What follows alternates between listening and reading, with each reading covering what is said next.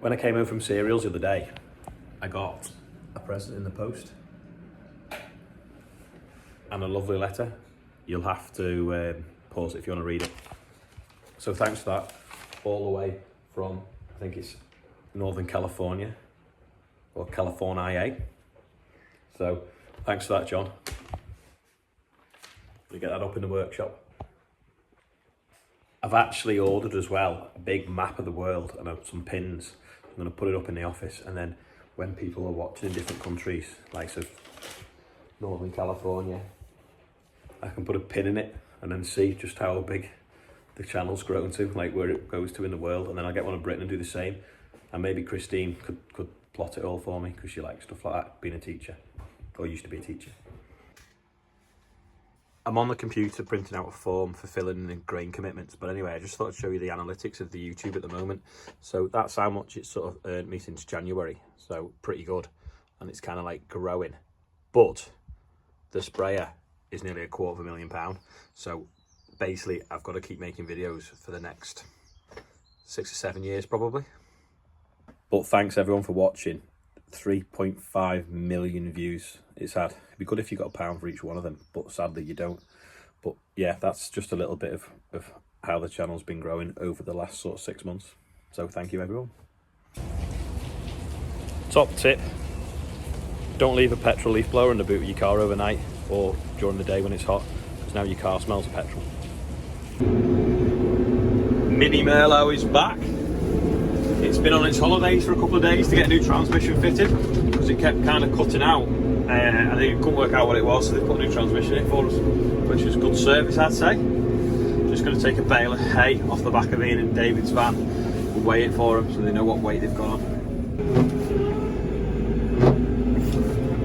They've put a new transmission in this, and it's really jerky now. I don't know what's wrong with it. As soon as you go from forwards to backwards, it like snatches backwards and forwards, so it shouldn't be set up right.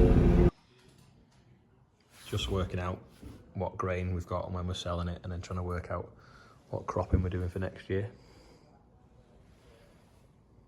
Big job, my dad's got his glasses out. I think we've worked it out now, so I'm just printing it out, but basically we want to try and get it so we've got as much first wheat as possible, so that's wheat after what we'd call a break crop, whether that be beans, potatoes or oilseed rape.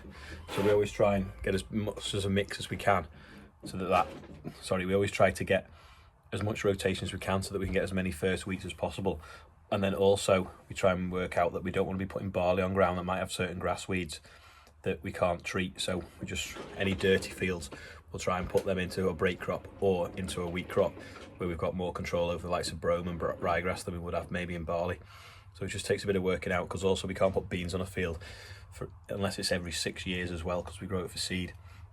So we have to bring that into the mix, and then when we're taking on land that we're renting and different things, and it all changes around a little bit, it just takes a bit of getting your head around. You just have to write it down and go, no, we've done that, we can do this, we can do that. There's no fixed rotation, and then also the weather could play a part of it, where we can just say, no, we're not going to get winter corn into that, it's going to have to be spring corn. So some land we've put down for spring barley, because we just know it won't take the winter, and we can get in there and drain it as well. Nephew wants to earn some money, and the sunflower maze isn't open yet, so he's washing the machines off at the weekend. And look, a Merlot with no diesel in it. So he's learning how to use a jet wash. Can't remember what date it was, but I was up here putting a drain in for Alec over by them trees, and we had John's stone cart. Well, now look at that, all sown with spring barley. Looks mint, doesn't it? It's just like a sea of whiskers.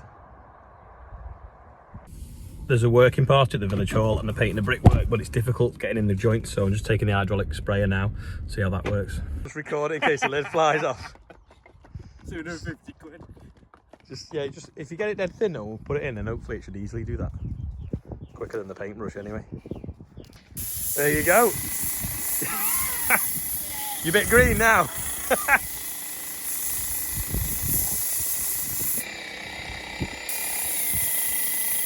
Got the knack now. Look at that.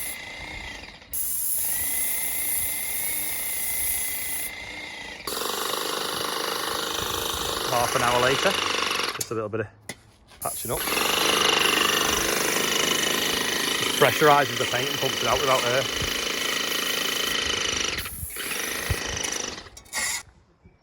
Less chat, more painting. Is that the Liverpool Explorers? Oh, Liverpool Adventurers. Got a bit more to do.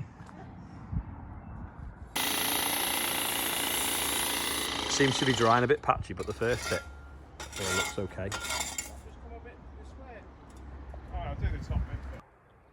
All painted around the back now, just needs the soffits sort of sorting out. It's dried okay there, but the rest of it's just drying a little bit patchy. But hoping once it all dries, it'll look like the first bit. So you can't see the graffiti now, the AstroTurf's down, a lot better space. Just needs the glass door in here now to sort of like bring the outside in, and hopefully it'll be brilliant for ideal for kids' parties and stuff. And then obviously there's a fence going either end, stop the kids from getting to the road. Big problem with this paint sprayer is it takes so long to clean, and I ended up chatting, didn't clean it quick enough, and now it's seized up inside with paint, so I'm gonna have to unscrew it all to get it cleaned out. Quick wood chip delivery in the bucket for Joe up the road, who's minded me all yesterday when we were baling hay for a bucket of wood chip, and he didn't understand how busy I was. Anyway, I'm gonna dig it your ear, Joe, so it's on its way. That is how you build a muck heap. If anyone wants to build a muck heap, get some Lego blocks. These aren't some that we've made, these are some that you can buy. There's a gap there. Proper then, aren't they? Nice and solid, and you can move it around wherever you want it. Hopefully it won't push over when we scoop the muck up. Quick roundabout update. There's a new contractor now. They've still not moved the cabins off the whole road into the area over there. So the road is still closed, which basically means for 6 months everyone has been inconvenienced for absolutely no reason whatsoever, because this road is still perfectly intact. And apparently they can't move them cabins until they turn the electric off. Why they can't lift them from underneath, I don't know, or either way, they've still had 6 months to do it. But if they move them cabins, this road could then be opened back up either in both directions or just one way, so that no one's inconvenienced. But they need to do something soon, because there's no way we can fit our combine round the roads in the other direction, or the drill. So Knowsley, get your ass in gear and get onto the new contractors and get all this stuff moved so that there's enough room for everyone to fit through. Don't know whether I've said this, but this retractable extension cable is probably one of the best things I've got for the workshop. Loads of people yesterday were asking what that app was called, the CB Talk one. Basically that's what it's called, CB Talk by Midland. So last night when we were coming back with all the tractors from baling hay, we all had the CB Talk on, and you could basically say to each other, talk to everyone at once, just like a CB. So when you got to like a road junction, you could say it was clear, and then everyone knew. It's really good. So it'd be good in the summer when we're escorting the combine, because you can basically tell everyone all at once the same message. So a bit like WhatsApp, Facebook, or WhatsApp group, but like instantaneous. So it's good. CB Talk, download it now. Not sponsored, wish it was, because loads of people asked me. I got this valve off Bateman a few months ago for the sprayer, and I didn't need it. So I've put it back in the box, because obviously I'm there on Monday, so I'm going to take it back to them. So I'm going to put it in my car now before I forget while I'm in the workshop. Not sure if I've shown you this, but obviously that's a load binder. So Adam ordered some off the internet, and this is what turned up. Tiny ones. Bit of a difference there, isn't there? This is a 25-year-old Bateman that Danny's done up. It's absolutely mint now. They just keep going. I think about probably 95% of the Batemans ever made are still being used. This looks well fresh now it's been painted. Here's a quiz question for you today. What are these drums on the back of the sprayer for? So they're on the back of the boom, and it's a little bit of a clue. It's something to do with this at the end of the booms.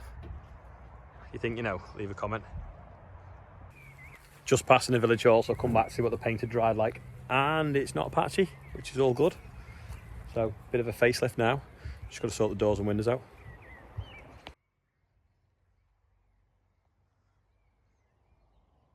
Mini Merlot. Transmission was acting up. When it got warm, it wouldn't move. So they took it in, and they basically put a whole new transmission into it, which is that shiny bit there, which is obviously a dead easy fix because the engine's there, and it's just unbolts and slots out.